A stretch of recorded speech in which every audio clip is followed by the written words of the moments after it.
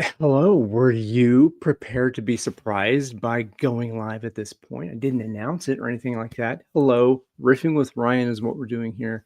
I'm Ryan Erickson, and I am so happy to bring into this stage a gentleman who I had a chance to meet at the Bowling Green State University Change Think Tank, whatever it is. Mr. Todd Siler. Again, you're over there on this side of the screen. Hey, Todd. Hi Um, there. Usually when I come into these spaces, I say, hey, if you want to find out about Todd, go on LinkedIn. You've got his name up there. Look at the book, and think like a genius in that. As we start in here with whatever riff is going to happen, what would you like people to know about you before we jam here for however long we go? That I'm a human being. I'd like to think someone once wrote an article on my artwork and called me a Renaissance mensch. I like that. It was a wonderful article. I had an exhibition that was in Old Jaffa in Israel right before the first Gulf War in 1991. We were producing a big portfolio called Metaforming Minds, envisioning the possibilities of nature with Harel printing. They were printers in Tel Aviv, and they still there producing wonderful production, and we had an exhibition, all of this. And so there was a writer, for a journalist, that named that article, and it just popped in my head now as I thought about it, because the mensch was very, very important. And I don't mean it simply in the Yiddish sense. I really mean it in a very ecumenical, a very open-ended way that really goes beyond religious beliefs, and it's the humanity that I hope everyone can resonate with and respond to, and kind of differentiate at this juncture in our evolution with our thinking machines and things. And that's what we were talking about before the preamble. Yes, the introduction to what is now our overture, and which Our will come overture. into Absolutely. the first movement of our symphony, or the first chorus Absolutely. of the Absolutely. tune here. So with that, we're talking about the implications on humanity Mm, of what I've been calling our silicon children, mm, silicon code and electricity that that's right. we of the carbon, hydrogen, oxygen, and spirit world Yep. have given birth to. Hmm. And what does their presence, what is it, how are those of us spirit beings making sense Hmm. of what, so we view these things as tools, as Hmm. we know how to use tools, and yet these tools now have more information than an individual could have. They can process it faster, and they will Hmm. continue to process it better, more effectively, and faster.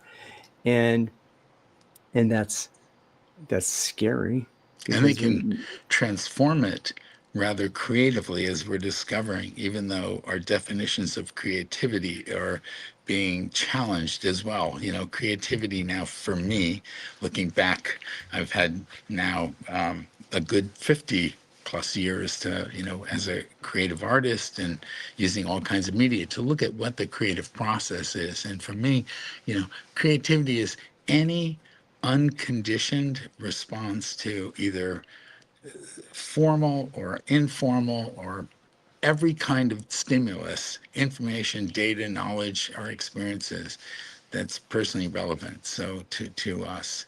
And Mm, so it's that entire experience, that can tie in both critical thinking, curiosity, wonderment, all of it. But it's really our spontaneity and how we respond to things. And so if you think about what underlies this evolution that we're seeing, recently wrote this article, co-authored it with a colleague of mine, Jeffrey Ozen, who's just fantastic, a pioneer nanochemist, credited as being the father of nanochemistry, rightfully so, because he wrote books with his colleagues and did empirical work. And we were looking at really where this future is going. And the title of the article, it was recently published in Cell Press, that kind of stuck in my head was, there's no next stop. It's full steam ahead for our AI, human evolution. It's in that spirit, and STEAM being, all of our science, technology, engineering, math, and all the other fields that are coupled and nested in that. And it's something where we're looking at this evolution of humanity and machines, in a way that is dizzying, exponential, the growth, and that even the progenitors of this technology, whether large language models or the way we can actually take every single aspect of our humanity and invest it, instill it, and explore it through these machines, and then see what evolves out of it with these things that are now going to be self-generative, self-governing, self and And like, hello. And they're even the writing progenitors say, hey, where's this going? How do we get in front of this? We they're can't writing that their own way. code. They're living their own lives, which Absolutely. we can peek into the brains a little bit, but oh wow, Right. that piece of brain of code didn't exist. That's That right. algorithm wasn't That's there. right. It's How new and did that come improved. to be? Hmm. I Hmm. mean, if you read Demis Hassabis, from the Google My, and you look at all, Altman, all these people who are really at the forefront trying to develop these tools, and you realize that there is that black box that has morphed almost like a cyborg, in the next generations is learning from our learning and is piecing together in a very logically way, nuanced way, our intuitive leaps, so that what we say, well, it's unique to human, is our intuitive leaps in these, we go from A to Z without really understanding all the steps in between. Well, it's nuancing all these things, That's and exact. it's pretty soon no longer a search engine. It's a creative operating system that's Hmm. operating on itself and figuring out and pooling all this information together in a very confluent way. And we are being confounded by that in a both a positive and a disconcerting, way, where we're saying, hey, wait a minute. It's no longer Yeah. the horse before the cart or any of that. Well, that horse and cart also comes into it, in this idea of surprise, and we have a shared connection in Harvey Sifter, about, Yes, Harvey. and Yes, Harvey I've Safety. been, Yes, and we had this, Harvey and I had this discussion the last time we spoke. Spoke. Um, we'd spoken about my think that, these machines, they can't surprise us, or they're incapable of being surprised, and all this stuff. And Harvey, to his credit, came back to me, well, I don't believe that, and I don't think that's true. And he introduced me to the writings of Walter Benjamin, and I read this really out there essay by Benjamin about the the aura and the mechanistic kind of progression of, hey, that even at the level of, you take a photograph of something, that takes a yes, little bit of the aura away, yes. and then the photograph is duplicated, you take even bit of more away, and then you have reinterpretations and animations and all that kind of stuff, That's right. and that goes so far away from the real, visceral, spiritual, ephemeral experience Hmm. that is here with us. And that, oof, wow. And And And it that, becomes ever more diffuse, ever more expansive. I have a truism. I used to do these truisms when everything would get so complex. I would try to simplify it, even though I draw classical drawings and very meticulous drawings that take forever. Um, I like to make these really crude. They almost look like cave things you would see in Altamaro. They're really rough, raw mm, sketches, and one of them shows this little stick little figure that's holding up a series of these frames, and it says, to your point, the larger your frame is, the more you can see other perspectives, and it just mm. expands, almost like the pointless. It's that seeing in that pure dot of color. You're saying, well, it's just abstraction, it's the purity of the color. But as you couple those dots and you begin to make out, from that abstraction, a realistic thing, that abstract realism, that nature itself can appear in all its complexity, right? Both very abstract up close, when it's your microscope's tuned to the powers of 10 zoom kind of thing. Yeah. And then you get to drip paintings and Pollock, and that is just, this is whatever it is, Yeah. and the art is, it's the reclaiming of the humanity of that art. Yes. And again, folks who, what was Thomas Hart Benson, who was Jackson Pollock's teacher, and this makes these ultra real portraits, and that um it, and that, oh, that's so artistic, and that Yes. many think, oh, Well, think, that, Ryan, if you take that perspective, remember I showed a graphic during the presentation with Steve Katie with his group. It was a graphic that showed all the kinds of symbol making systems we have, mm, and how they're applied from architecture to, brain science to neuroimaging to transportation to every single field, where including trades and micro, all that stuff.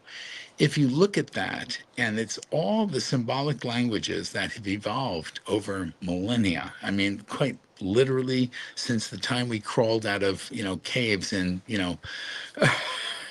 and, somewhere, somewhere deep in Africa, and in Morocco, some, what, 250,000, 300,000 years ago, trying to figure our way and building these systems to communicate with each other, however primitive. That entire evolution, including all the mathematical languages, that led someone like, Pythagoras to say, that math is the language of nature, but really, when you consider the very nature of language itself, it's all symbolisms of every manifestation. So for me, art is all representations of our thoughts. Every means, and whether it's utterances, whether it's all of it, the entire thing. It's not simply the craft of making things anymore, because I mean, I have worked with mathematicians that literally see their world beyond numbers as poetry, as, a way of expressing themselves. And they see even the numerical manifestations of those feelings, as we do as poets and writers and musicians. And so it's, it's one beautiful confluent thing that allows us to see that when we're being creative, right? We're taking any response, to things that we know and things we don't know, the mm, sum of all that knowledge in a way that's just totally freewheeling and open-ended. And, some people have immediate applications for it. Some don't. Some riffed off the other applications that the ones who had those insights missed, so it's that beautiful, it's a beautiful symphony it's that can be it's the soup. cacophonous at times. It's free jazz. It It's this is. kind of thing. It's And, Ornette Coleman.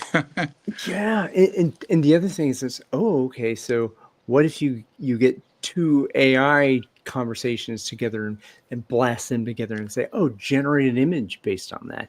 Oh, generate a piece of music based on that. Put those together, and that, and yes, and that's the there's art there, and there's also the idea that, you know, you put two little seeds in their brains, and just and let them go, and then they end up with oftentimes, and now it's really funny that they end up with Yeah. this weird stuff that every human being has fingers that are this long, and Right. Right. all the words are jumbled. You know, that's But they may be mashed up, but here's the beauty of it in a beautiful way. We see ourselves as the progenitors. You know, you referred to the silicon children of ours, okay? But if you think about it, we have always prided ourselves of teaching these machines, you know, our large language models, all of that. But now they're teaching us about ourselves, about our use of languages, and bending it, transforming it, like as beautiful as like Rafik Anadol. You know, he's a wonderful Turkish American media artist, fabulous work that's building these bridges between all these worlds in a absolutely magnificent way, I find, and that has what I would call art science, that full integration, one word, not art, science, technology, one word, that full integration. And he's metaforming everything. He's literally transforming every piece of information, data, knowledge, our experiences, our collections of data, all of that in a very fluid way. And what's interesting is now the machines, right, are teaching us about ourselves. It's a mirroring. But pretty soon, there's I think, a beautiful confluence. And as long as our machines don't manifest the very worst that human beings have been and do and have demonstrated, you know, and I mean this in everything from, because we started with this discussion about bioethics, and you know, we do a lot of nasty things, and we build a lot of nasty things well, and this that are also kind of unforgivable, unforgivable, unforgiving.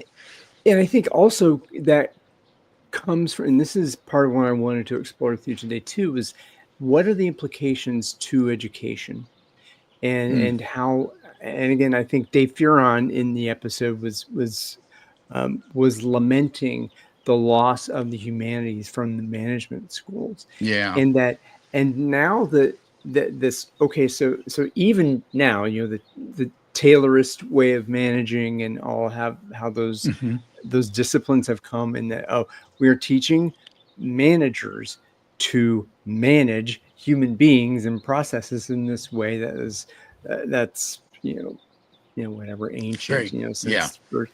Well, they And can't then, compartmentalize it. yeah, and that sense of, that educating young folks into the MBA class, and that necessarily creativity we're talking about, that dealing with surprise, that interdisciplinary kind of education isn't there, as much as it could or should be, and uh, so the lack of that interdisciplinary education, Mm, it can inculcate itself into education, and just yeah, amplify what had been. And I think, ooh, that feels like that these tools, if they're not treated ethically, or corralled, corralled, I hate that, in some way guided towards respectful treatment of the dignity of human beings, hmm, then we're going to get piecework in Taylor's factories in every discipline, and have them used to manipulate folks. And and I think the point I'm trying to make here is that the management education has it. You're not talking about people who are educated in this way for evil purposes. no, I want to be I want to go through this. I want to succeed in the society. And I don't realize that there are other ways of being artistic and treating people, hmm, um, managing knowledge workers as artists. right, And that, so that the warning that I see from that is that, how do you how do you open the eyes of managers in the hmm, management class to just you need to I you think need to swim in a different pool. yes, Swim in a and different pool. So it starts really early. I mean, I started a program with my older brother and a small group of people to kind of realize a dream. My dream was to realize what I called art science. You know, it was this full integration where it was kind of transdisciplinary. It's a way of taking that compartmentalized world that we have mastered over the last 500 years and finding all the points of commonality and connection between these fields of all domains of knowledge and so forth. And starting from kindergarten to 12th to continuing ed into companies. And when we started this art science program for realizing human potential in Denver, that's where we got our funding from the cable industry to start the art science program to work with public schools. We found this great receptivity. You know, it was at a time when people were trying to transition from and build STEAM, you know, things in that direction. And where you're looking at a curriculum, you're trying to help young thinkers make those connections between the different fields of knowledge they were learning. And because that would transition, it would allow people to carry that thinking, you know, through their lives and understand their lifelong learning tools that they can use and to and and continually innovate and grow. and we're talking about STEAM. If I understand again, STEM, science, technology, engineering, and Engineering, math. You're talking math, about but the art in the middle art is. Am I was okay? So, critical.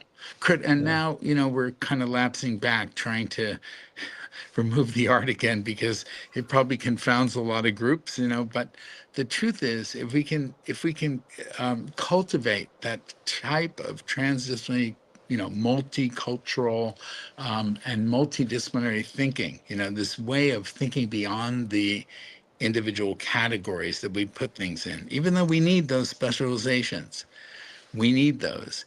But if we can do that, if we can transform that and see every single thing around us as these metaforms, as they, you know, there's not a single thing you cannot look in your built-in natural environment to use to express your ideas, your knowledge, your implicit, explicit knowledge, all of these things.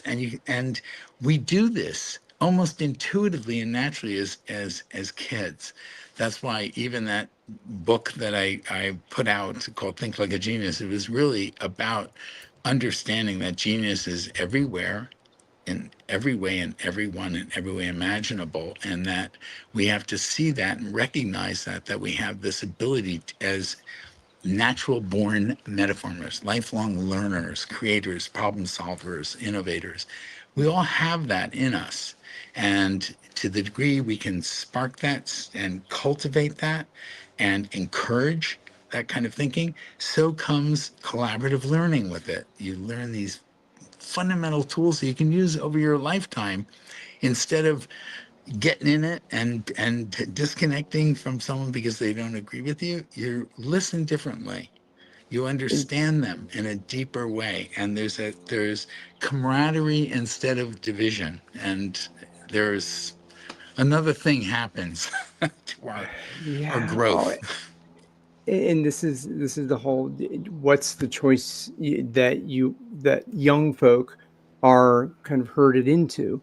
Is this competitive nature, individual competition Hmm. towards achievement, towards Absolutely. affiliation based on material wealth, and all of these kinds of things that are baked into the education system from a very young age. I'm trying to think the first. Um, this is again, I get a lot of my stuff from Seth Godin, and he shares these kind of not metaphors or there's stories from the past. Um, De La Salle, right? So De La Salle, had this issue, the idea of rewards and penances, right? Hmm. So if you perform, if you do what I tell you, you're going to get a reward, and if you don't, no, you get that, and that's kind of the way even now. Well, That's how individual performance is treated in organizations and all that stuff, and you alluded to this idea of competitive versus collaborative education and work. Right. And Well, so think of what's driving it too. As long as we have a market-driven materialist mentality, then think of what we're demonstrating to your children all the way up. You're not successful unless you're a millionaire. Oh, you're not successful if you're a millionaire unless you're a multimillionaire. You're not successful unless you're a billionaire. Oh, I'm sorry. What is billion? I want to be a trillionaire. I mean, so kids are seeing this evolution, that evolution of materialism and judging one another by what they attained or haven't attained, or all of it. And it frankly it's absolutely demoralizing to many, and it's just it it crushes a child's vision of what their own capability, what they can explore. And if they haven't made a discovery or invented something by the age of 12 or 15 or done. 27, pure mathematicians, if they haven't made their breakthrough by 27, they're like over the hill. At least my roommate at MIT, who was a Yeah. brilliant pure mathematician, he inspired so much of my work, Shai Haran, brilliant, 19 years old, just genius in as a pure mathematician, and just inspired by poetry and literature. And he would say, he said, I would feel sorry for the people following, because they'd have to study 50 years of all the pure math to even make their Hmm. breakthroughs. And it's like, oh my And, God. and I think there's also a side that markets aren't going to go away, and markets in and of themselves are not Absolutely not. evil. I think what has come is again, it is the at the idea of at all costs in order to attain status and wealth, The right? carrot's So grown. carrots grown, and this is again the idea, where the permaculture movement comes from, and that there's this idea of, you recognize nature, and there's restraint. There's a sense of, in order to keep balance Yes.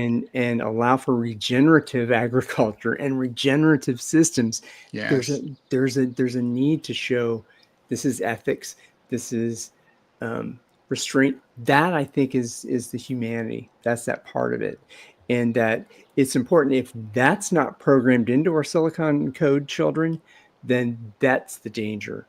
Then that's Yes. that's the feedback loop that just keeps going and ratchets Well, I until think that's part forever. of the problem, Ryan, because when you take those filters away, those guardrails, when you just in the interest of basic science, to experimentation, as a empiricist, you want to challenge yourself to push a technology as far as it can go, to use the arts and sciences and all of the means and tools and ways we have to make that growth happen. If there isn't a sensitivity to that or an awareness to it, it raises the very question that people like Jacob Bernowski, raised, excuse me, in Science and Human Values, about, how we take responsibility and accountability for these developments, and not just have this free reign where it's like, hey, I can't, don't hold yourself up for what you develop for humanity, is something that I think was one of the learnings I had from reading this book by Benjamin Labat, about von Neumann, who was just astonishing Mm. polymath. And described dizzying how creative he was, and how he was proliferating so many innovations, very fluidly. But and also wondering about what the constraints on logic and rationality and intuition, how all these things would play into the evolution of these machines that he was helping evolve, these AI devices. But and then the support system and how they were applied. Not to steal the thunder of what this wonderful book was about, but anyway, I worry about that, because I think as that reward system you're referring to, as the market-driven dimension of that keeps, that carrot keeps growing that way, and we don't look at the very facets of what keeps us, as human beings.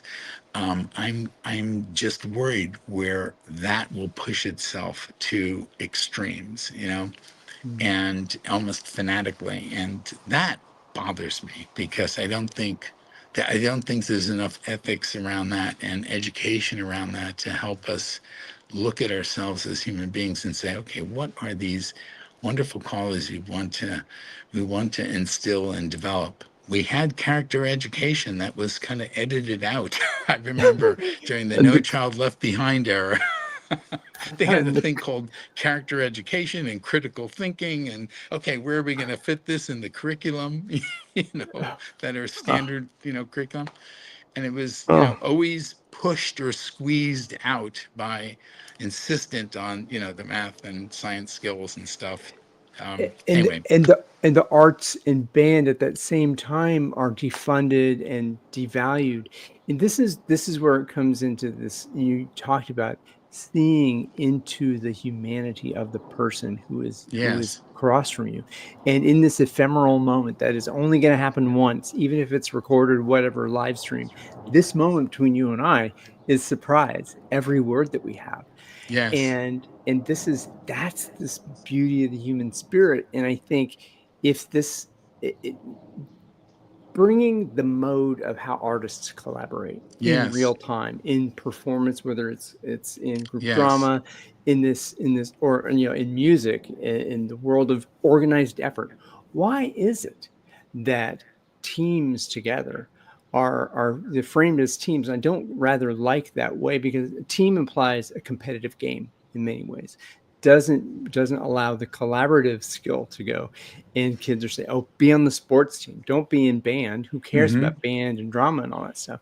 But the world as it exists now, we're seeing what competitive teamworks do.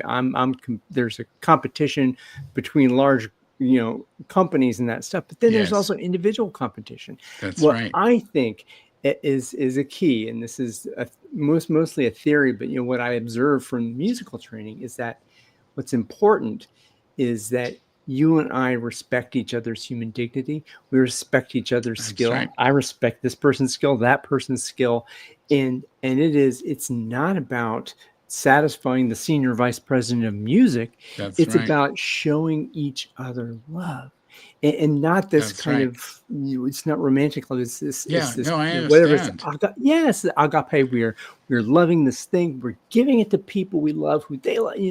This is Well, you're, this is the collaborative world mhm. that I think maybe it's an ideal, whatever, but I think it's an ideal worth Well, worth we have to fighting reach for for. those ideals. Those are, I always, I think of a phrase that really popped in my head many years ago. Is I call it optimism. It's a Mhm. combination of hope and optimism. And what I mean by that is that it's not enough in and of itself. Obviously, you need knowledge and skills and all the things, the support and infrastructure and stuff. But boy, I tell you something. When you lose a sense of kindness or generosity or empathy or compassion or integrity, all of that's everything we're talking about just blows away because you're just taking the reins off and running free horses, in every direction.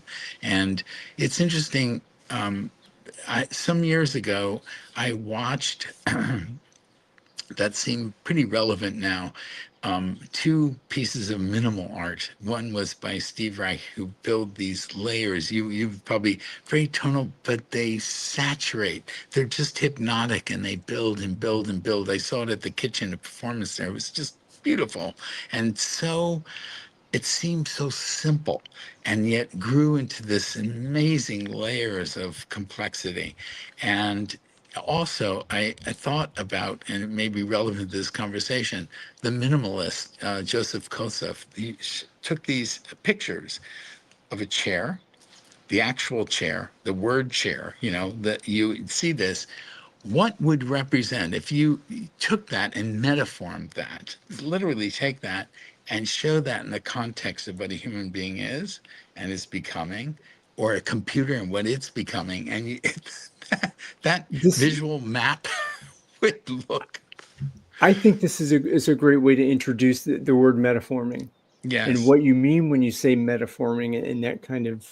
Yeah, I don't want to steal your thunder about that, but when Yeah. you say that action of metaforming, what are you talking about? Let's S- say in that. I mean, if you look around you, every, sorry for the jet nearby, every single thing in our built-in natural environment is, you could use metaphorically, you could use as an analogy, you could use as an allegory, you can use as a premise. It has all, it uses part of your narrative that you want, audio-visual narrative, to help you express an idea. It's like when we do metaforming, I have people build these multi-dimensional symbolic objects that a 5-year-old can build, and a 105-year-old. Someone who is designing a warehouse or a new fusion Hmm. system. The complexity is up to you, but you use words, images, objects, anything in your built-in natural environment you can use to cobble together to construct a symbolic model that represents your thoughts, feelings, emotions, experiences, knowledge, everything. And so these symbolic creations, when you see that a child can do this to express what Green Day or, Environmental Day means to them, Mm. or what would save our planet, and you instill a team together, you cobble a team together to represent their ideas of what innovation means. That's the kind of work I was doing with Harvey Seichter with his Art of Science Learning. We use that in lots of ways, and over many years, and have used it also with another colleague that I really enjoy, Robert Root Bernstein, and his work. He does a lot of work about nature creativity and how we apply it and so forth. Anyway, Mm. there are a number of people in these fields that have really looked at how we can help people express their both the abstractions they have, their concepts, their innovations, their inventions, Mm. all of it, in a way that goes beyond the compartmentalized fields that you would think. And it came out of the work I was doing at MIT, that I was Mm. doing for my graduate school there. And I love inventing and patenting things. And so when you're working with people from very, very specialized fields, often it's the language that we use that is so different. So I would simply give some materials together and try to describe an idea as a catalyst, and have at it, to kind of give form to our thoughts and feelings and ideas and views. And sure enough, everybody is, you build something together, and you're able to look from many different angles, and you're able to see the way a mathematician, the way a computer science, the way someone is working with very, very different specialized knowledge. And suddenly you say, oh, that's what you meant when you, The yeah, way a bass player looks at it, the way a yeah, sax player looks at it, the way yeah, a singer looks at it. Again, that's my absolutely. world. This also brings into me. So I had done some studying with a lovely person named Caitlin Walker, um, and in the ways of what's called clean language. I don't know if you're familiar with that. It comes from the work of a psychotherapist who did work, a Maori psychotherapist named David Grove, and this idea of doing group work and having a conversation about language that completely divorces from your own stuff and allows the stuff from whoever's there to come out, and allows to solve a social problem. That who feels the way John feels, and who doesn't, Right. who's different. And this is bringing a symbolic model together and systemic model together of who are we as this group, Yes. and how are we, and what is being asked of us who are in this place to do together and to organize together. And if we don't recognize each other, how do you make something that's coherent and caring at that point? And Ooh. this, actually, the interesting thing, I have used this to accelerate the whole process of inventing or innovating for groups. Like if you have to bring together people who one do not even know each other, they don't work as an intact team. They're not, the creatives. Rather, they're the analysts. They're the people who have to apply a business logic to whether an idea will or won't work. We would do this with small companies, big companies, very large behemoth ones, and startups as an example. Some were venture backed, so they really have to, absolutely, it's about whether they can actually build what they are envisioning and do it in time to meet the market demands, all of that stuff. And when you would watch how they could come to the table and table their ideas in a very non confrontational way, they put their ideas together, they're working together, they're envisioning together, and they're understanding each other together. And they're doing it in a way that starts from something they could learn in elementary school and grow out. And It's, and this idea, I love that you bring it back to the elementary education, yeah, because this is what Maria Montessori brought into the it world. is. That why is that mode of learning, why is it denigrated That's and right. not adopted or integrated in other places? And here's the thing, right, is that I got to a point we did just so many of you could fill many football fields with the amount of content that we had to build software to replicate that very thing because some of our investors say, hey, we can't bring 200 people from all these countries together or 2,000 or whatever number it was. And I found that we could replicate that very process, this very fluid, not, and it wasn't in a Lego mentality. It was just the opposite. It was much more around our feelings, things you couldn't even to quantitate, things that Mm. we weren't able to just sign numbers to. But the interesting thing is you could have people who were musicians who would see a model and interpret it musically. They would see that dimension. You could have a mathematician who would look, or a very business minded person say, okay, let me set numbers to these things. If you're Mhm. talking about this idea and this is what you want to build and you're envisioning it, and it's very different than the mind graphing or mind mapping things that were done because the evocativeness of the images, they weren't just they were any and all sketches, they were everything, thrown in the pot. You would have people say, oh, this, they riffed off one another. And it's almost like, and I go back to Ornette Coleman, with his harmonics, these exquisite musicians, just stunning. And Ornette, just his free jazz, free form jazz. It's this, it gets there's a melody in the discordant nature too as well, Mhm. and it's amazing what comes out. That synthesis is exquisite, And that inspiring. and there's a sense also that there's a level of discernment that's required. You have to be able to appreciate where Ornette came from, Yes, and that's not noise. That's not chaos. That's noise. That's that's right. whatever it's four guys. Charlie Hayden and he's my favorite. And Ornette together.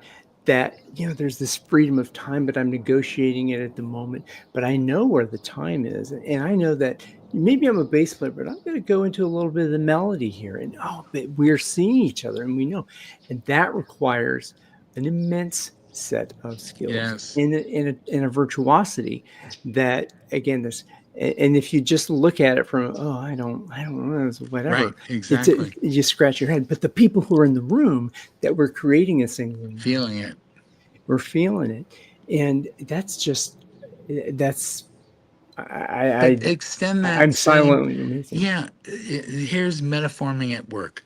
I come out the door, I'm looking at the beautiful mountains here in Palm Springs. I'm watching crows that are in the trees talking to each other, Mhm. and they have their own speakeasy, they have their own chatter, and they're communicating with each other. If you open that consciousness to every living thing going on, in all dimensions, that our supercomputers will soon do and help us do, right? Yeah. You cannot remain like you could never be bored, not even for a second. You'd be applying, you'd be metaforming everything. Honestly, you'd be Mm. seeing this beautiful languaging of everything, in a way of expressing yourself, in a way of going from a state of, well, I'm exhausted from thinking of this way, well, try this way. And it also reminds me of an expression that says, Cezanne was once asked as a journalist, and I wrote about it in the Think Like a Genius book by the journalist. Don't you get tired of painting the same Mount Victoria, And he says, no, it doesn't get boring. He said, no, I just change. I just move my canvas a few degrees and it's a whole new landscape. And this is what happens, I think, when people are enlightened and they are inspired and they grow from that inspiration. Those are the things you want to cultivate, because that creativity sure beats any destructivity, I think. Ah, Any of that, it's just, I feel that's what I would love to turn people on to. And that's what I do, trying to facilitate, use my art, always through my art to as a catalyst to facilitate mm. those feelings, that sense of inventing and innovating that everyone is capable of doing at any time on any Mm. problem. Metaforming is used on any problem, any situation, wherever, whether you have Oof. materials or not. Anyway.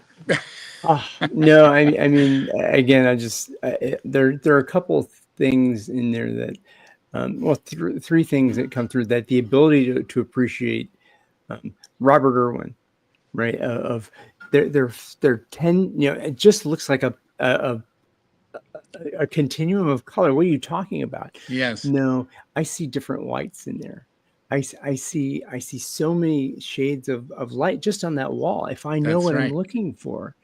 And this is, and I love this, the book about Irwin was that seeing is forgetting the name of the thing you see.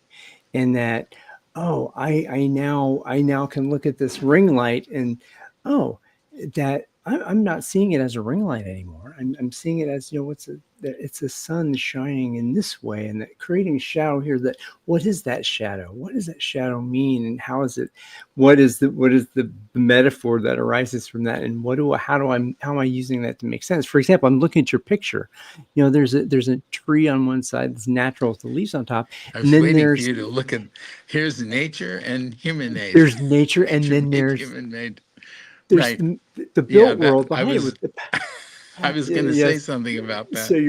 you're baiting me there, but I love it, and that's it. And again, I didn't think about that in this Right. space But until let's you say I mentioned it. was I was making a metaform that had words, images, objects, pictures, everything, sound, whatever you want to put in it. And I use that image as an example. The tree and another kind of tree, the electric tree, that way. And you're trying to talk about, well, how can we synthesize those things? If you were trying to engineer something like that, that might be a visual cue, might be a metaphor, because it sets up a premise, a hypothesis. Those are also, that's part of the cluster of things that make up a metaphor. And I'm going to, Mm.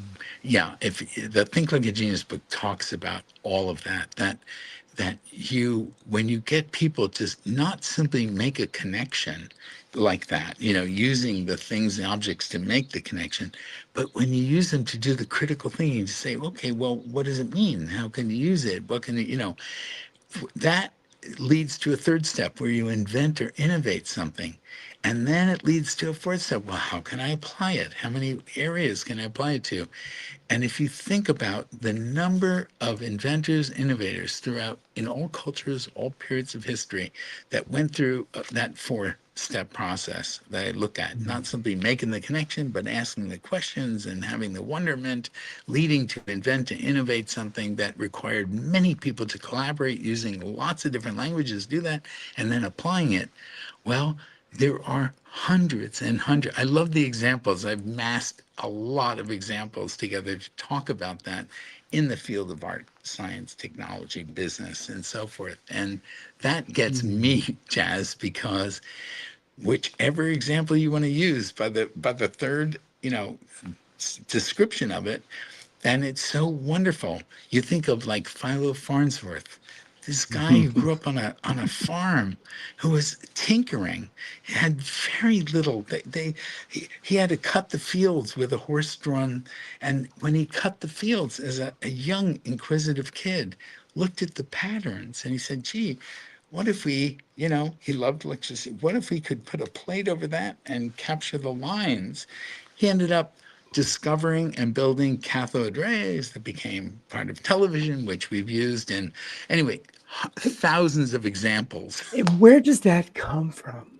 It And comes that's from it, curiosity. it comes, and where To does help people curiosity be come from? curious. Where does that, and this is the idea of what is the mystery, right? This is the beautiful mystery of humanity and of this human spirit, is to be Yes. able to see these unusual, surprising things together and to put them together in ways Yeah. that maybe even an intelligent, silicon being could put them together faster, and all the infinite combinations. But there's, even if I put that together in some way, You I see, have a sense of meaning to it, and I feel that. absolutely right. Here's the thing that I think will happen over the next literally 5 years.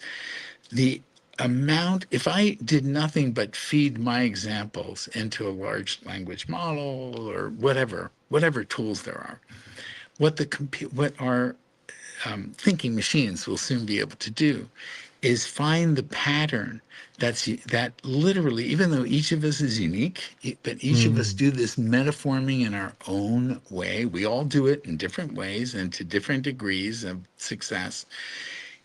They will find these patterns and be able to understand, do the relational data mining in these patterns, because we're building these massive, like informatics that are huge now, and they're networked now, that they'll be able to see across many, many fields of professions, ways of thinking, styles of thinking, almost like if you remember all of the multiple intelligence work that Howard Gardner and others, have proliferated and in wonderful ways. Actually, I do respect that, because even though they may be talking about products that come out of this, there are other people discussing process of that, like people that I mentioned. Robert Bernstein is an example about the process that connects all these things.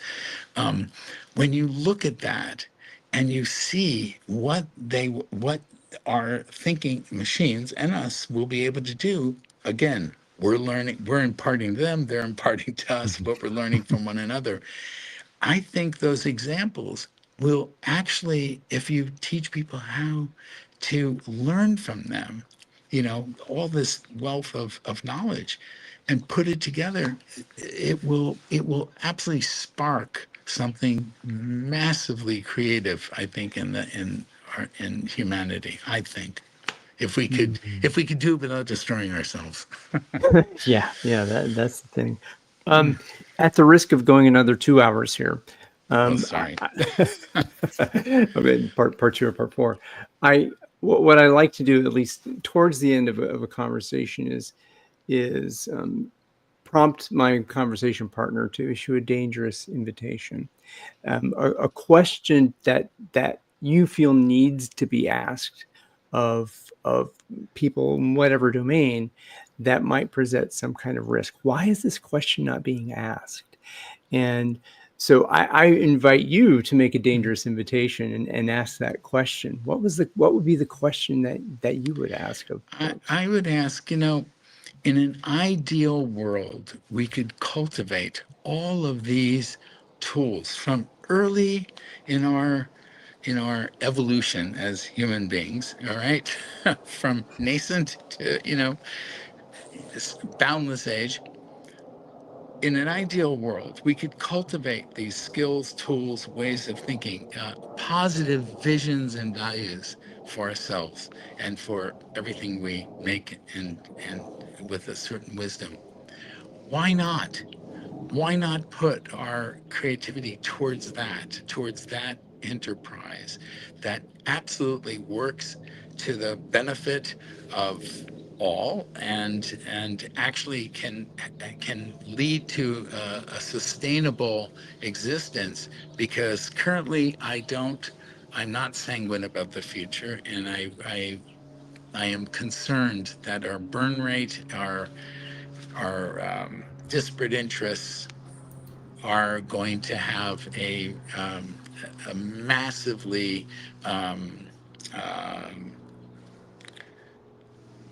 a massive impact on us. It will be a black swan, I don't think, one of many that will be surprised by. So, in the interest of keeping everything positive and the conversation positive and a brighter future, why not try to realize and work towards reach for our ideals? Because anything moving in that direction with a positive reflection, I think, is important. So why not put our energy, our creative energy, towards that collectively? Because we got one world. There's no plan B. We don't, we're not going to, be able to take the whole of humanity where we want to go, short of in a digital, virtual way, which we can do now, in some respect. But why aren't we doing that? Why aren't we putting our energies and making, the entire universe is so chaotic and violent and all of that, but we can make a little, oasis and be peaceful on this planet if we choose to be. And I think that's a direction I would really hope that we could move ourselves towards quickly. Mm. Oh, oh, wow. Who would you invite to that conversation? Oh gosh, a lot of people I have come across and worked with, I would Yeah. love, and they're from all fields, frankly. They're from the whole spectrum and at all ages, transgenerational, multicultural, all of the above, because all that diversity is so critical, all that inclusiveness is so critical. And I don't mean it just in a way just to resonate with, a positive kind of spirit, but just because that's really something we have to embody and express. And I can't say that we're succeeding at that, if I were to measure the success of our evolution that way. But I sure hope that we invest as much energy in that, because think about it. It's taken us millennia to mobilize the concept of humanity, civil Mm. society. Think of that. And yet, in milliseconds, our world leaders can mobilize billions to the development of advanced weapons, to development and perpetuation of mad mutual assured destruction. We're just brilliant at that. And so I hope that we can grow wiser. And I always say that as one of my truisms, that, knowledge is understanding your mistakes, wisdom is learning from them. And I think we have to really be really wise about that particular part of our evolution. And I think we can no longer um, push the hubris, the arrogance, the ignorance, stupidity at the expense of our humility. We got to Humility is the trim tab Yeah. that we Oh, need to guide the barge forward. humility. Oh, wow. Yeah, It is, and oof, it's that humble grace yeah, it to is. show. Ah. Wow, Todd, this has been delightful. Is there anything that you wanted to say that you did not get the opportunity to say in our conversation? No, just I hope people discover that they are metaformers, lifelong, natural born, lifelong learners, creators, problem solvers, discoverers, inventors, innovators, and they hopefully will apply the tools and skills and things that we've been talking about that are have been handed down to us over millennia and that entrusted to us to build on and develop. So I Mm. hope and thank you for this wonderful conversation. At least it's wonderful for us in our open space, in our minds, which Indeed. the collaboration has to happen in here first before it Yeah. goes out. We had to be surprised by each other in that little Yeah, session at Bowling Green a absolutely. couple months back, and Yep, that is now how we've taken that gift and hopefully we'll be giving to others out there. Well, I'm absolutely. going to thank you, Todd. I'm going to put you in the penalty box for a moment. Okay, Then we can come and jam some more, and I'll say what I okay, usually say to the folks that are out there. okay. Bye bye. Thank you. Thank you, everyone. This has been fantastic. Oh gosh, I get to go back and talk with Todd. um, thank you, thank you for the precious gift of your time and attention. Be well and be more purple.